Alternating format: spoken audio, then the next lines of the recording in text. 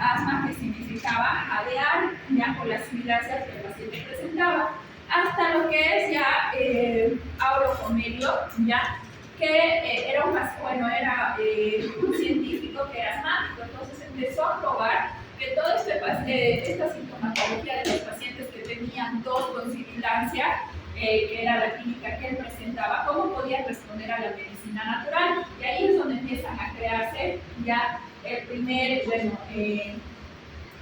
tal vez la primera terminología de asma, y se empieza a considerar ya una enfermedad, no como antes creían pues, los historiadores que era algo sobrenatural, un castigo divino, ¿ya? Entonces, con esto ya se va yendo la creación en 1989 de la primera actualización de lo que es la primera guía del asma con consenso, ¿ya? ¿Por qué es muy importante para nosotros? Porque para mí personalmente es una patología muy importante, porque dentro de las patologías de neumología es la que afecta más en todas las edades, tiene una mayor prevalencia en lo que es hombres, ¿ya? Hasta una edad de 20 a 40 años, de 20 a 40 años se nivelan tanto en hombres como en mujeres, y mayor a los 40 años tiene mayor prevalencia en las mujeres, ¿ya? ¿Por qué es muy importante? Porque la incidencia cada año, debido a la contaminación, pues va aumentando, ¿ya? Entonces la OMS, debido a esta creciente, pues realizan lo que es el consenso del GINA, ya que lo manejan como una estrategia global basada en evidencia, obviamente, que tratan de actualizarla cada 6 meses, a veces cada año, a veces cada 2 años, ¿ya? Esto se realiza revisiones semestrales con nueva evidencia, y cada vez aumenta más la concientización sobre el diagnóstico y el manejo. Entonces, ¿qué es el asma? Es una enfermedad inflamatoria crónica de las vías aéreas. Hay dos puntos que tenemos que tomar muy en cuenta. Uno, ¿ya?, que es una obstrucción, y dos, que es reversible. Tres, tal vez importante, que es una obstrucción a la expiración, ¿ya? Entonces el paciente va a tener lo que es la retención del CO2. Ahí ya les voy a ir explicando el por qué la importancia, ¿ya? Tiene episodios de agudización, lo que va a poder llevar a un paciente de asintomático a un paciente con una crisis asmática o un estatus asmático, que ya son complicaciones graves, ¿no? La incidencia sigue creciendo, se cree que hay 461.000 muertes por año. La incidencia sigue creciendo y se cree que para el 2025 vamos a tener cerca de 100 millones de pacientes, ¿ya? Vamos a tener una prevalencia del 10 al 12% en la población en Europa, no tenemos ningún estudio en Latinoamérica, ¿ya? Y existe un poco porcentaje de todos estos pacientes, que es un 5 al 10%, que definitivamente no va a responder a ningún tipo de tratamiento, lo que se llama el asma de difícil control o un asma grave. Tiene una predisposición primeramente genética, también hace rato ya hemos visto, también dependiendo de la edad por el sexo, y además muy afiliado con la obesidad. No nos olvidemos que la obesidad es un proceso inflamatorio crónico, ¿ya? Entonces, este nos va a ayudar a exacerbar además las crisis asmáticas, ¿ya? Pero obviamente también hay otros factores medioambientales. Uno de esos se cree que la exposición al humo del tabaco va a aumentar de 2.2 a 2.5 veces más la probabilidad de tener asma. También tenemos los factores de riesgo postnatales.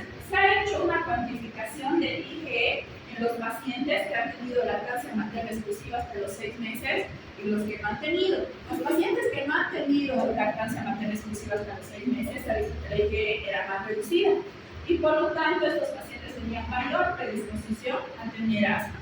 Además, también se ha relacionado patologías donde hay una anomalía en la producción de la IgE, también que hacía que los pacientes, mientras menos IgE, pues tengan mayor sensibilidad a presentar esta patología.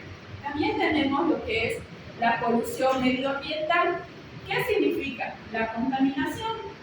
Después de este, muy importante, viene la hipótesis higienista. ¿Alguien ha escuchado acerca de esta hipótesis? Durante la pandemia hemos agarrado la costumbre, especialmente en los países desarrollados, de lo que es el lavado de manos, el uso de alcohol, desde edades muy tempranas, ¿ya? ¿Y qué es lo que pasa? En estos niños que, bueno, han pasado el episodio, la temporada de la pandemia, ¿ya? No han creado sus propios anticuerpos a los agentes externos. Al no crear sus defensas a los agentes externos, los pacientes pequeños están haciendo cada vez mayor reacción inflamatoria a los alergenos, porque no han presentado la creación de sus propios pHs, ¿ya? Por lo tanto, los pacientes tienen mayor predisposición a cuadros asmáticos.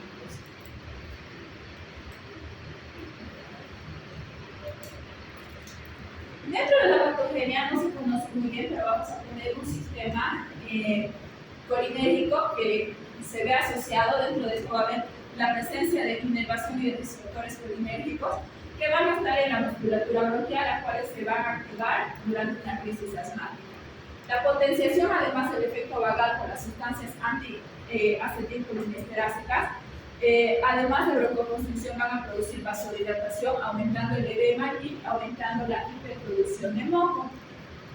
Y vamos a tener un sistema adrenérgico, el cual no sabemos todavía cómo funciona, pero este también va a producir respuesta a las catecolaminas, produciendo broncodilatación y broncoconstricción. En esta figura vamos a entender un poco mejor. Vamos a ver, miren, cómo lo que es el alergeno se va a pegar o se va a adherir a lo que es la célula dendrítica, en lo que es la luz bronquial. Entonces, ¿qué es lo que va a pasar? Vamos a terminar el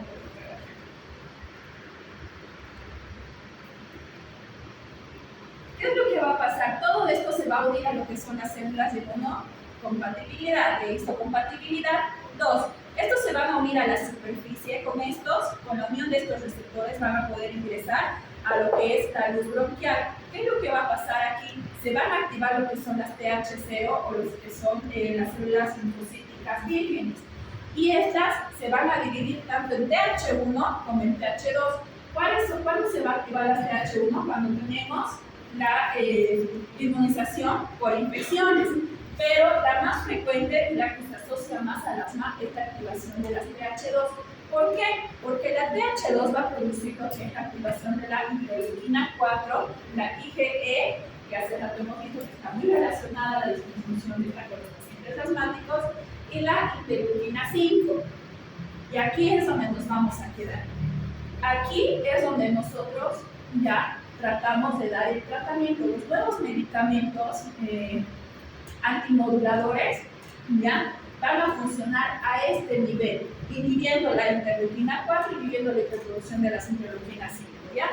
Entonces, esto va a producir lo que es la activación del receptor o la unión del receptor con la Ig, lo cual se va a unir también a la pared bronquial. ¿Qué es lo que va a producir en la pared bronquial? Va a producir la degranulación de linfocitos. Con esto, ¿qué es lo que va a pasar?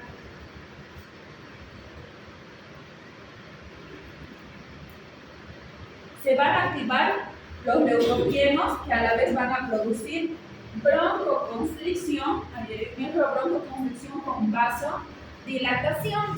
Entonces, ¿qué va a pasar con estos pacientes?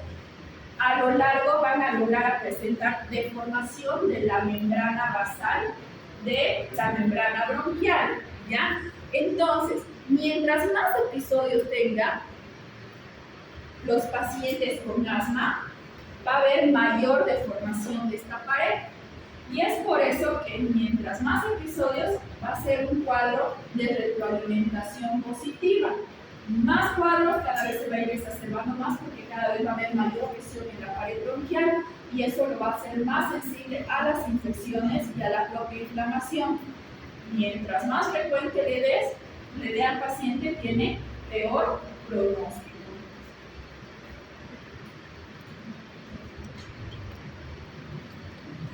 Hay miles de formas de clasificar al asma, miles. Si hablamos más o menos de cuántas pudiéramos clasificar, tal vez estén más de 56 tipos pudiéramos clasificar. Tal vez las más conocidas como podemos clasificar está a través de la clínica. Tenemos el asma refractario de inicio precoz, de inicio tardío, el asma con indicación fija de flujo aéreo. Según los desencadenantes tenemos el asma que desencadena a los medicamentos, como cuáles.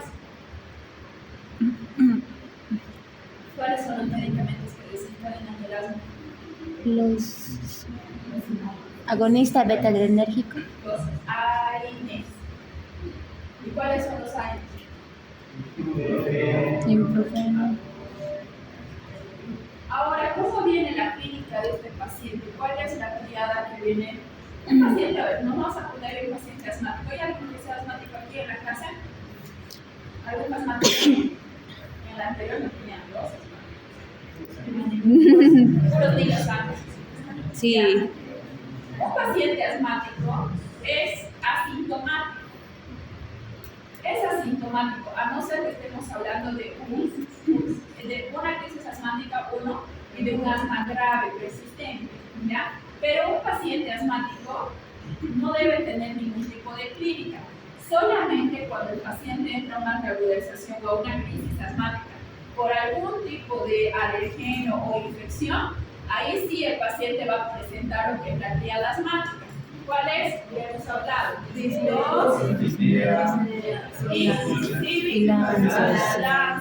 Entonces, cuando tengamos una crisis asmática, vamos a ir buscando estas tres.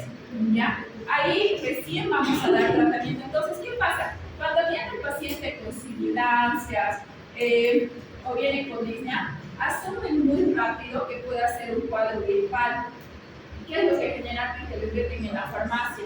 Ibuprofeno, paracetamol, antigripal. Entonces, ¿qué va a pasar con estos pacientes? En vez de tratar, van a exacerbar el cuadro asmático. Entonces, primero, si tenemos la triada, no intenten dar aires, el paciente se les va a complicar, ¿ya? Y también de acuerdo a cuáles son los que van a activar, qué tipo de células, pueden ser las eosinofílicas, neutrofílicas o pausinogranulocílicas. Ahora, va a haber algunos tipos de asma que tal vez van a ser predisponentes más en unas edades que en otras. Por decir, en los bebés se espera más que se pueda activar debido a las infecciones virales recurrentes, ¿ya? En los pacientes ya niños o niños en edades tempranas, podemos encontrar asma grave neutrofílica, que está más asociada de carácter genético, ¿ya?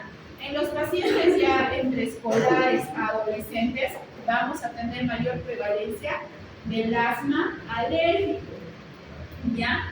Ahora, los que ya son adultos, vamos a ir relacionando más con pacientes que hayan tenido antecedente de algún cuadro pulmonar o que tenga secuelas. ¿Cuáles?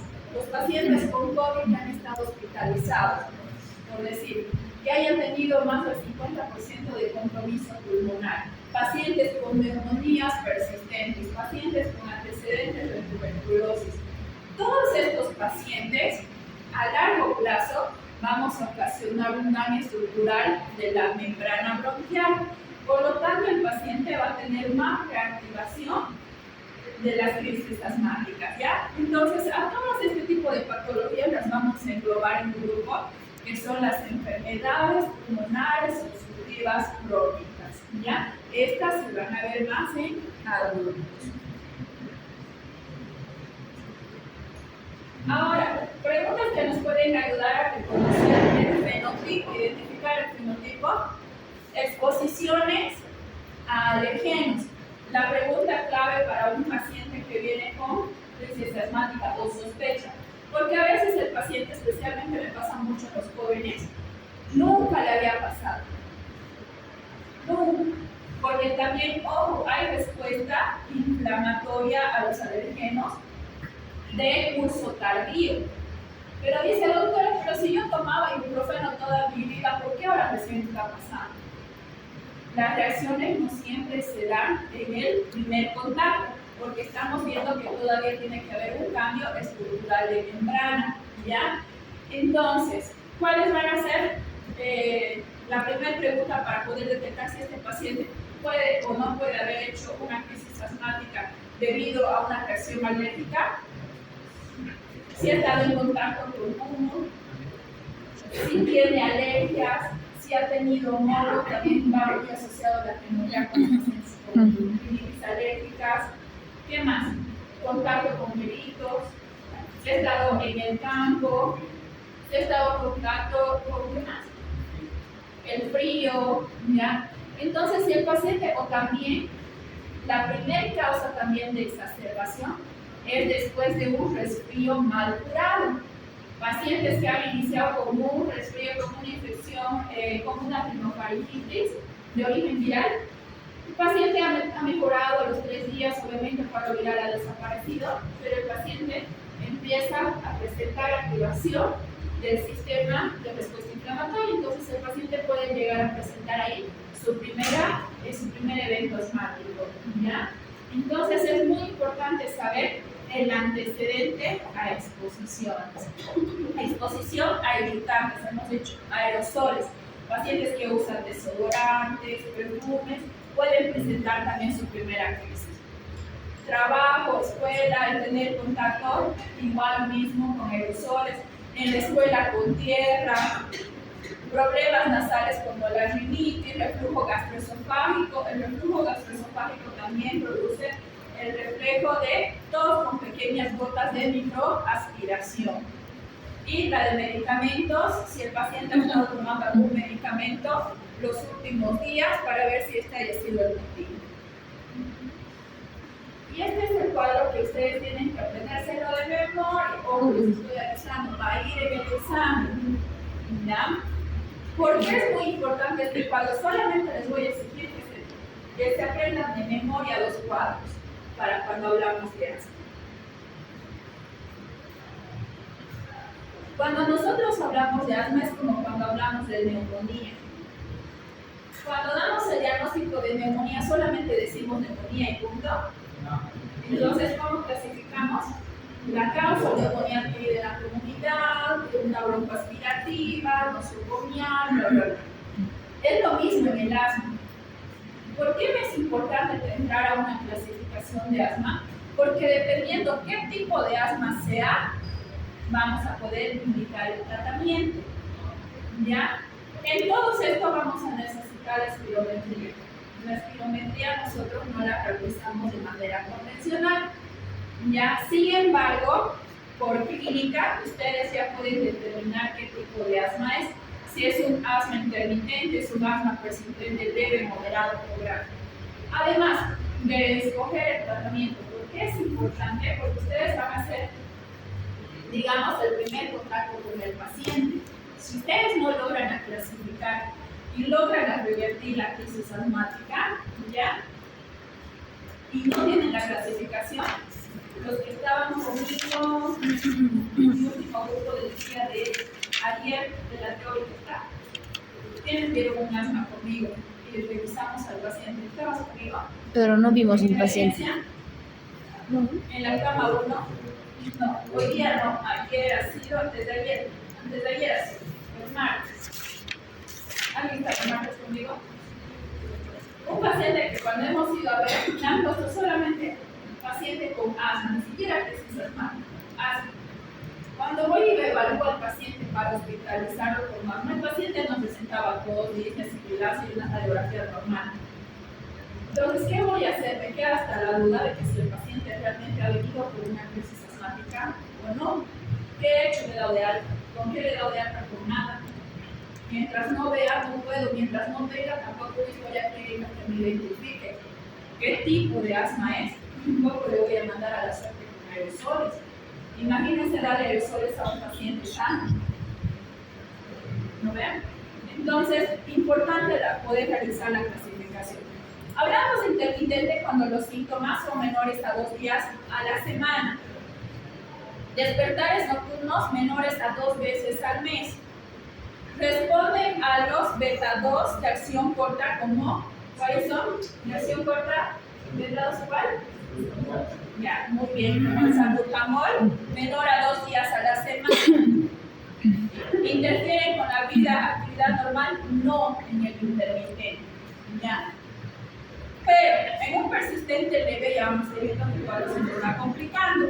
Los síntomas van a presentar más de 2 días a la semana, despertares nocturnos de 3-4 veces al mes, va a usar el salbutamol más de 2 días a la semana, pero no más de 1 vez al día.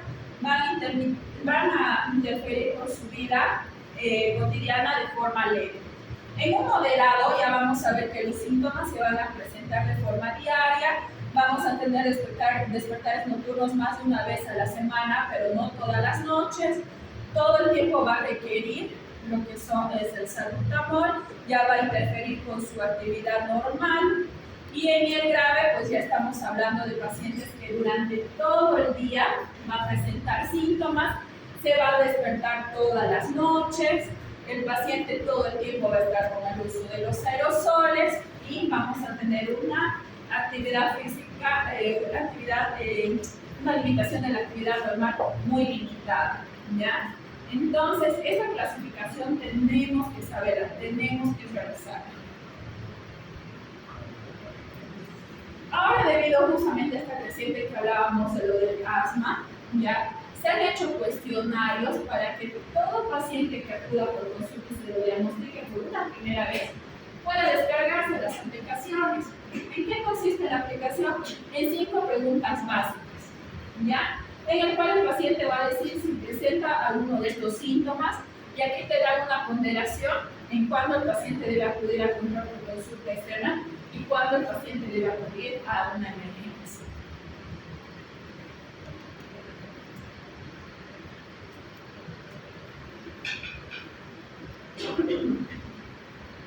Esto es muy interesante lo del GINA, ya que se reúnen grandes estudios, entre ellos lo que son los ensayos clínicos aleatorizados, metaanálisis sistémicos, para clasificar también la calidad de la revisión de estos y tener una cierta evidencia para poder recomendar. Un tema muy importante que hemos estado viendo es COVID-19 y asma. ¿Cuál es el efecto del COVID y el asma? ¿Ustedes creen que los pacientes asmáticos con COVID tienen mayor mortalidad? ¿Mortalidad? No. Si tengo es asmático, su última crisis ha sido, no sé, en 2022, ahorita le da COVID, ¿ustedes creen que tenga mayor probabilidad de morir mortalidad que el que no es asmático? Entonces, ¿cuál es el criterio?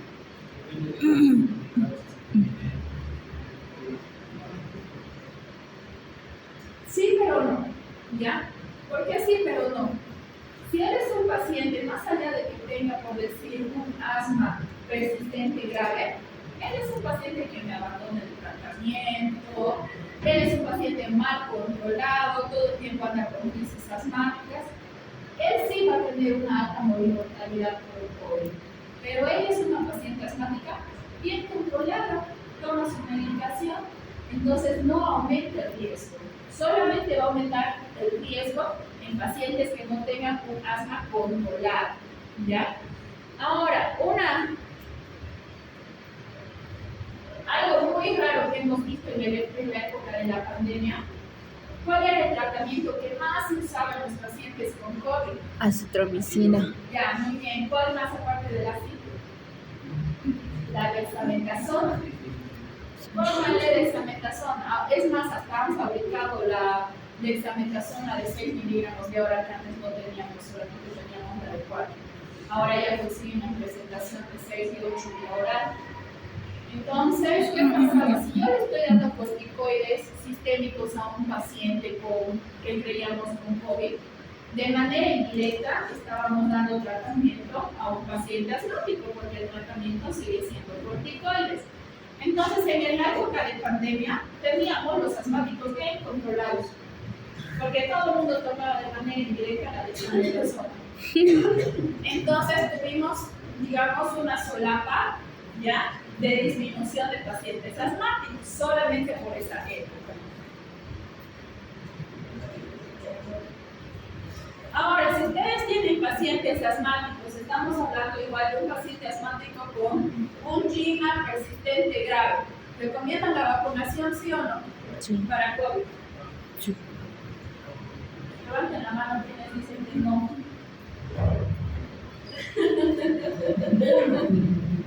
Es malo. Los pacientes con asma deben vacunarse. Es más, los pacientes con asma grave. Y no solamente los pacientes con asma, todo paciente que tenga lesión pulmonar son los que tienen mayor indicación de la vacuna. Ahora, ¿cuándo no se puede vacunar a estos pacientes? Cuando el paciente esté con COVID activo.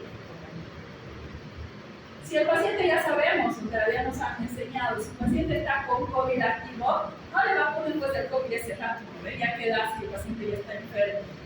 Entonces, ¿qué era lo que nos decía? Pasa un mes de su infección controlada y vacunen a ese paciente. ¿Por qué? Porque el paciente por la misma infección ya creaba sus propios anticuerpos, ¿ya? Entonces, los que nos dicen, igual con la crisis asmática, paciente que tiene crisis asmática, no lo vacunen ese rato, vacúnenlo de aquí a un mes. Pero si viene un paciente asmático, ya con oxígeno domiciliario, es un paciente crónico, no está exacerbado el cuadro, siempre la recomendación sigue siendo vacuna. ¿Ya?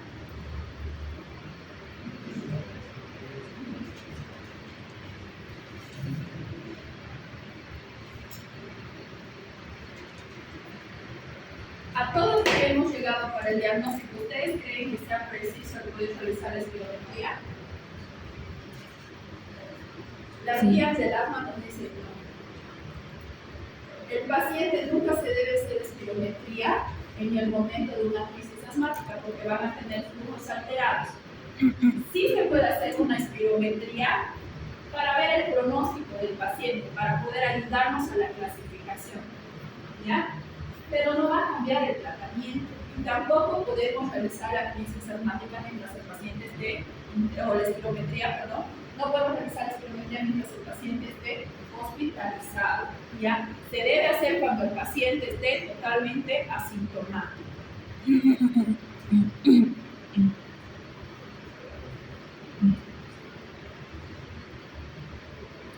Aquí quería llegar.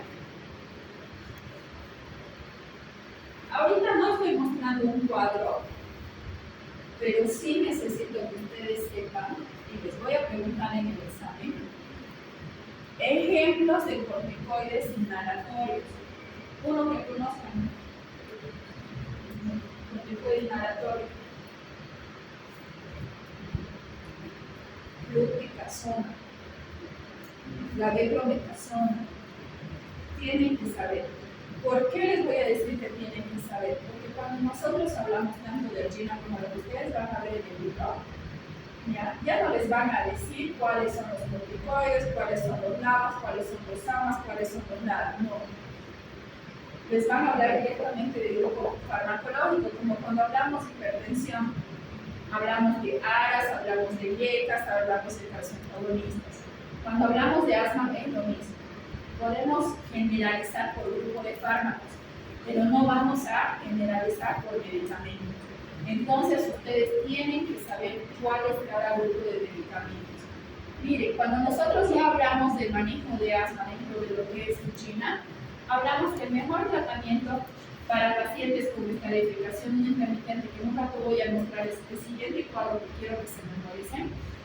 Hablamos de corticoides inhalatorios más formoterol. Ese es el manejo de un paciente asmático, ¿ya? Ahora, los que toman, esto va a ayudar a disminuir el riesgo de exacerbación, los que toman corticoides inhalatorios más LABA, ¿ya? Como cuál un ejemplo de LABA, el salmeterol. Los pacientes que toman estos dos, cuando tengan una crisis asmática, pues yo ya no voy a intentar darles salmeterol nuevamente. Nos dice, cuando ustedes ya están con este tratamiento, voy a intentar dar SABA. Ese va a ser mi tratamiento de rescate para una crisis asmática. No se recomienda el SABA para el paso 1 en adultos y adolescentes. Ahorita me van a entender por qué estamos hablando de pasos. El tratamiento de control que contenga corticoides inhalatorios para reducir el riesgo de exacerbaciones graves es contradictorio, ¿ya?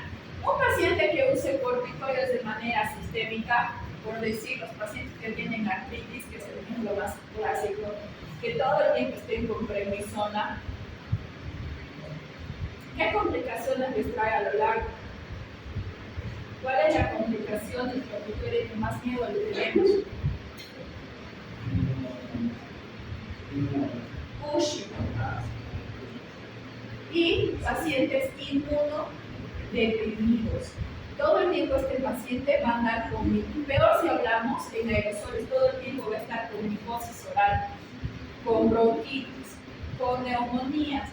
Lo más antes posible el corticoide debemos tratar de eliminar cuando hablamos de inhalatorio, porque estamos manteniendo a este paciente en inmunosupresión. ¿Ya? Entonces, en algunos pacientes, obviamente cuando ya hablamos de angina grave, es probable que necesite aerosoles a persistencia, todo el tiempo a demanda. Pero pacientes que son asintomáticos, definitivamente no está indicado el uso. Este es el círculo que cada que hablen de asma, yo creo que de aquí en los próximos 50 años, siempre lo van a ver. Porque las guías del asma, de cualquiera que fuera, desde el libro que ustedes van a ver muy antiguo, siempre nos orientan a tener estos 3 proyectos. ¿Qué significa? El poder evaluar, ajustar y revisar. El tratamiento del asma, lamentablemente tal vez para nosotros, no es igual para ella que para él. Es un tratamiento muy personalizado. Inclusive no solamente nos va a ayudar con la clasificación que hace rato nosotros teníamos, bonito, ¿no? Al intermitente le vamos a dar esto, al leve esto. Tenemos una base con el todo, pero en esto también van a haber diferentes criterios.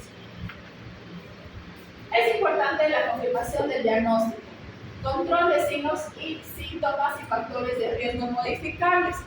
Entonces ahí digo, no vamos a dar el mismo tratamiento a un paciente que tenga diabetes con asma que un paciente sin comorbilidad que sea asmático. ¿Por qué? Un corticoide a un paciente con diabetes, ¿qué va a hacer?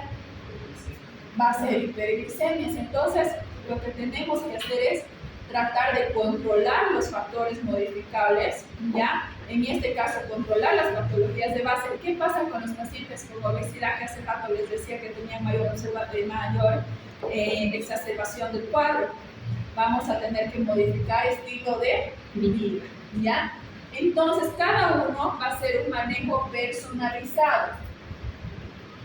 Técnicas para el uso de inhaladores. ¿Quién sabe usar un inhalador?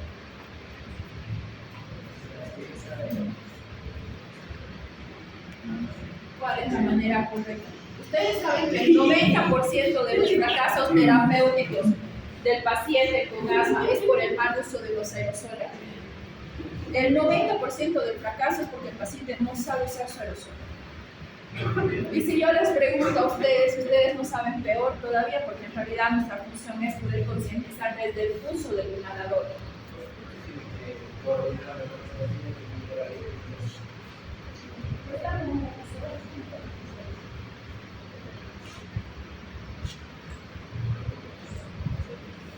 Esto es nuestro aerosol, tiene forma de L. Aquí colocamos el medicamento, ¿ya? Esta es la boquilla que nosotros debemos colocar al lado, ¿ya? Entonces, ¿cómo explicamos al paciente? Siempre que venga el paciente, no importa si el paciente ya es 50 años asmático, siempre tenemos que orientar a que el paciente use de forma correcta, ¿ya? Entonces, ¿qué hacemos? Agitamos el medicamento para que el medicamento pueda bajar, ¿ya? Una vez agitado el medicamento, nosotros lo colocamos en la boca, le explicamos al paciente que tiene que sellar con los labios, tenemos que presionar el medicamento, eso significa un puff, ¿ya? Damos un puff y el paciente tiene que empezar a respirar por la boca, a inhalar por la boca, hasta contar 10. No sirve tener que hacer esto, no nos sirve. El paciente tiene que contar mentalmente 10 segundos. Apretamos, inhalamos por la boca, contamos hasta 10, retiramos el medicamento y expiramos. Ahora, ¿qué pasa con los pacientes adultos mayores y los niños? ¿Ustedes creen que va a tener la resistencia de aguantar 4 o 5 en el 6 ya se están desmayando? No nos van a entender. Entonces, para esto hay equipos especiales que son conocidas como aerocámaras, ¿ya? Entonces, ¿qué hacen las aerocámaras? Las aerocámaras se unen a este piquito que deberían ponerse al labio, ¿ya? Y son como unas mascarillas. Entonces, al apretar, no importa si el paciente resiste o no resiste 10 segundos, yo estoy garantizando que el medicamento, cuando él respire, va a poder respirarlo. Y contamos hasta 10 con la mascarilla, tapando la nariz y tapando la boca. ¿Ya? Eso usamos en pacientes adultos mayores y en pacientes pediátricos. ¿Ya? Entonces, generalmente todos los aerosoles usamos siempre 2 casos. Entonces, hacemos uno, descarta el paciente, nuevamente agita el medicamento, nuevamente se lo coloca, nuevamente sella con los labios, apretamos, contamos a 10, sacamos y expiramos. Esa es la forma adecuada para el uso de aerosoles. ¿Entendieron? Nunca se van a olvidar. Nunca. ¿Ya? Entonces, lo que aquí nos dicen dentro del manejo personalizado del asma es ver el adecuado uso del inhalador. ¿Ya? El objetivo del paciente y sus padres. Hay pacientes que realmente se resisten al uso de aerosol. ¿Por qué creen? ¿Ustedes alguna vez, alguno de ustedes ha intentado colocarse salbutamol, por favor? ¿Sí? ¿Y qué te ha pasado cuando has utilizado salbutamol? Una taquicardia incontrolable. ¿Qué más te produce? Una crisis de ansiedad, temblores. No toleran la medicación. Entonces, ¿qué va a pasar? Algunos obviamente tienen mayor sensibilidad que otros. ¿Qué va a pasar con este paciente? Van a terminar abandonando su tratamiento. ¿Ya? Entonces, de preferencia siempre el uso tópico, aerosoles, ¿ya? Pero si el paciente tiene mucha sintomatología con el uso de los aerosoles, tenemos que buscar uso sistémico, vía oral. Ahora, ¿qué pasa con los pacientes que no pueden usar el salbutamol? ¿En quiénes está contraindicado el salbutamol? ¿Alérgicos? No. ¿Alérgicos? ¿Alérgicos? Ya, uno alérgico, ¿qué más? Hipertensos, no. Pacientes con arritmia, pacientes con insuficiencia cardíaca. Ustedes ven a un paciente que viene con edemas en piernas, ni se animen a darle salbutamol. ¿Por qué? Porque justamente por la taquicardia que le vas a causar con el medicamento, el paciente puede hacer un bloqueo completo. Y ahí sí se les va a complicar. Yo tengo la experiencia de una de las doctoras, capísima, una doctora brasilera, que ya no está aquí, ya se ha jubilado. Yo lo revisó al paciente, no pidió electrocardiograma, porque ¿quién va a pedir electrocardiograma para nebulizar a un paciente? El paciente vino con una crisis asmática, no estaba con datos de falla cardíaca, el paciente negaba cualquier patología cardíaca, pero el paciente tenía una insuficiencia cardíaca. ¿Qué ha pasado? Póngale, ha venido con una crisis asmática, a la licenciada póngale 10 gotitas de salbutamol y nebulízalo al paciente ahorita. En media nebulización, a los 3 minutos, el paciente hace paro cardiorrespiratorio. El paciente se muere. Un proceso que ha perdido la vida. Entonces, si ustedes tienen ya la duda de que pueda ser un paciente cardíaco, un paciente dejado, un paciente que no acude a controles de esos viejitos de 70 años que no les gusta venir nunca al médico y anda con puro tipo de herbolarias, hagan nomás el electrocardiograma o no se animen a dar salud, porque realmente los efectos adversos son graves, ¿ya? Entonces hay que pensar mucho en el objetivo del paciente y a lo que queremos llegar. Hay pacientes que realmente se resisten al uso de la medicación, ¿ya? Hay otros que su endocrinólogo le ha dicho, por nada del mundo me vas a usar corticoides. Y para el paciente le... Entonces tenemos que ver otras alternativas. Ahora Ay, creo que ganó Cochabamba.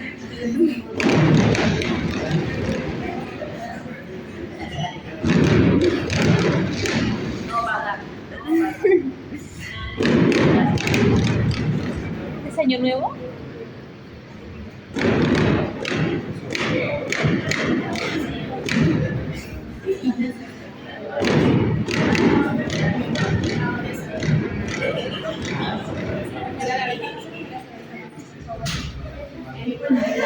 Ya, aquí jóvenes, ¿ya? Entonces, también nos habla que cuando tenemos que hacer ajustes, también tenemos que hacer ajustes del tratamiento de las comorbilidades. ¿Qué quiere decir? Paciente es un paciente hipertenso, un paciente diabético. Entonces tenemos que hacer control de sus factores de riesgo. Tal vez este es un paciente, aparte de asmático, mal controlado en su diabetes. Van a tener pacientes complicados. Además, debemos revisar que cada paciente, de acuerdo a sus síntomas, también recibe el tratamiento correcto, se puede hacer un buen ajuste de la dosis, se valore siempre los efectos secundarios para que el paciente no abandone el tratamiento y que el paciente se sienta cómodo con lo que está recibiendo, porque estamos hablando de una enfermedad crónica.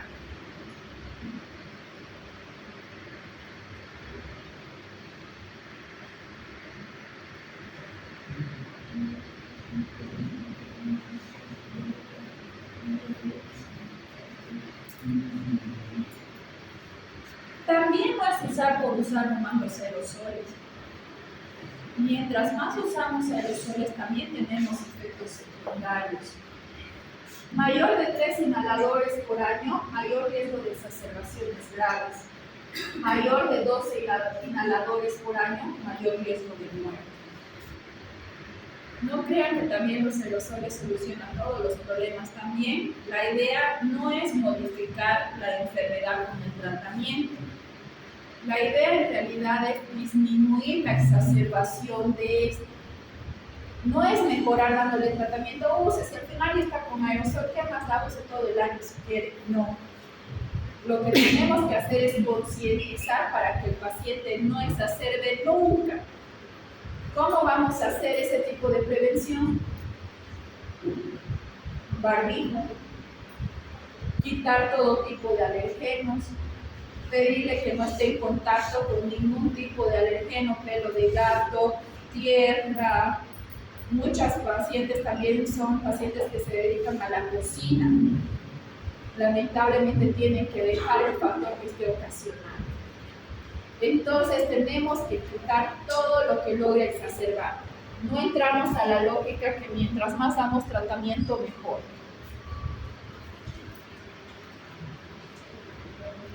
Y este es el segundo cuadro que les voy a pedir que se puedan aprender. Facilito. Este presencialmente. Esta es la modificación que ha tenido el GINA. Si ustedes ven, antes se clasificaba en paso 1, se dividía paso 2, se dividía paso 3, se dividía paso 4, se dividía paso 5. En este último que han sacado, unen ya el paso 1 y el paso 2. ¿Y por qué les pido que se lo memoricen? En el anterior cuadro hemos hablado de la clasificación. Cuando les hablaba del intermitente, que digamos que es el más grande, cuando el paciente tiene un intermitente, estamos hablando que el paciente tiene que recibir corticoide inhalatorio más formoterol en dosis baja, solo en caso necesario, porque no se olviden, es intermitente, ¿ya? Entonces nos dicen que tenemos que dar este tratamiento en pacientes que presenten síntomas de menores a 4 a 5 días a la semana. Pónganse pacientes que tengan una clasificación de asma GINA intermitente, corticoide inhalatorio más formoterol además.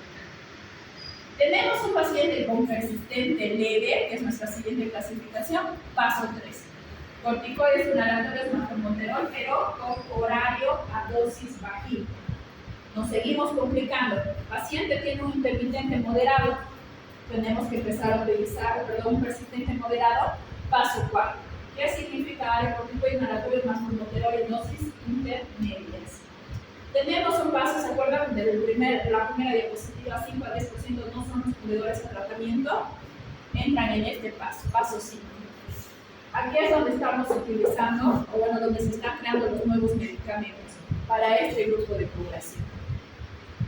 ¿Y qué es lo interesante de esto? Aparte de utilizar lo que es corticoides, formoterol a dosis altas, también utilizamos los modificadores antileucotrienos, interleuquinas.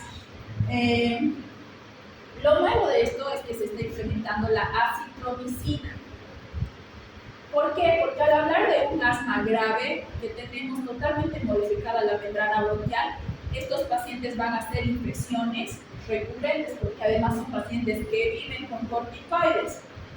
Entonces la acitromicina nos va a ayudar como una manera de hacer profilaxis para las infecciones recurrentes, 1, Y dos, que se ha visto un cierto efecto desinflamatorio en el antibiótico.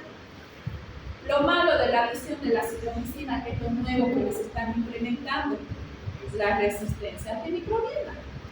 Pero definitivamente en el paso 5 se está implementando ya. Por eso necesito que me aprendan la clasificación para poder determinar tratamiento.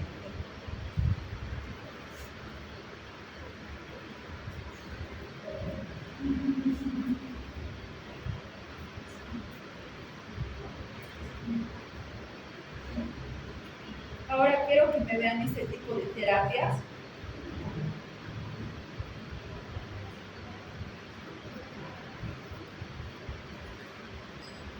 Ahora tenemos la triple terapia.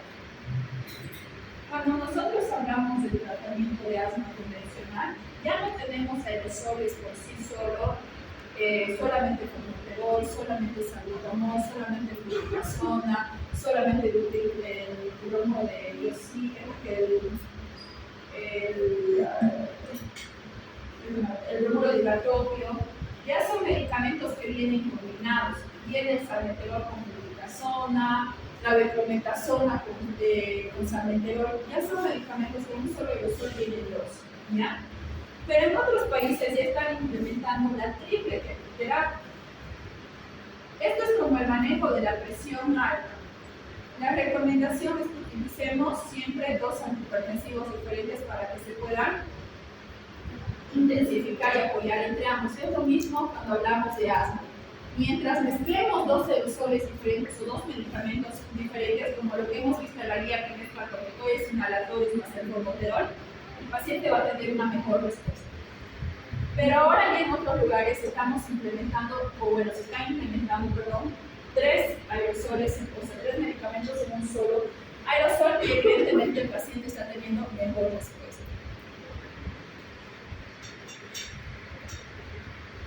Lo que les hablaba de la citromicina.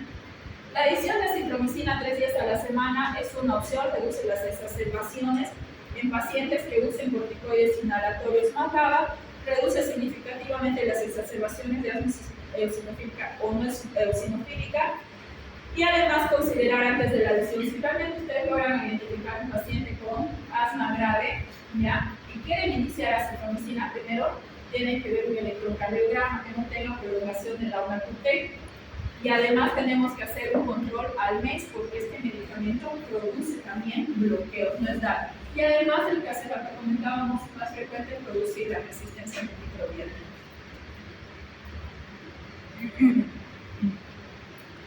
Hace rato cuando les hablaba que tenemos que trabajar entre lo que es las anti-interleuquinas 4, interleuquinas 5, aquí es donde se está centralizando los nuevos biológicos para pacientes asmáticos. Y aquí está una siguiente diapositiva. Dentro de lo que es uno de los más estudiados está los anti-IG, el omalizumab. El omalizumab todavía no lo tenemos en Bolivia. Uno de los lugares donde más ahorita lo están estudiando es en México. Lo malo, ninguno de estos son tratamientos curativos, son tratamientos profilácticos para mejorar la calidad de vida del paciente con un asma grave. Reciben una vez al mes el tratamiento. El precio está alrededor de $20,000 mensual. ¿Qué bolsillo les va a alcanzar? Es por eso que todavía no se ha logrado comercializar lo suficiente. En España ya están utilizando el mepolizumab, que les está yendo muy bien, que es donde más desarrollado también tiene la clínica de neumología, tienen todo. Les está yendo muy bien, pero los precios son exagerados para nuestra población, ¿no? Pero no está de más que sepan cuáles son los anti-G, los anti-interleuquinas 5, los anti-interleuquinas 4 y 3. Toditos están indicados en asma grave, donde ya no tenemos tratamiento para poder otorgarles.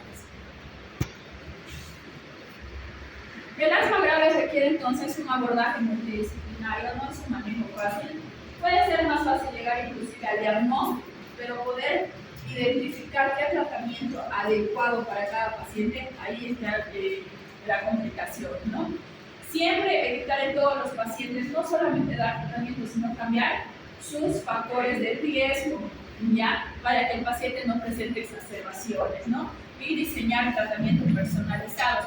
El Ramadizumab fue uno de los primeros biológicos creados, es uno de los que más se está utilizando, pero bueno, por los precios tenemos bastante limitación terapéutica.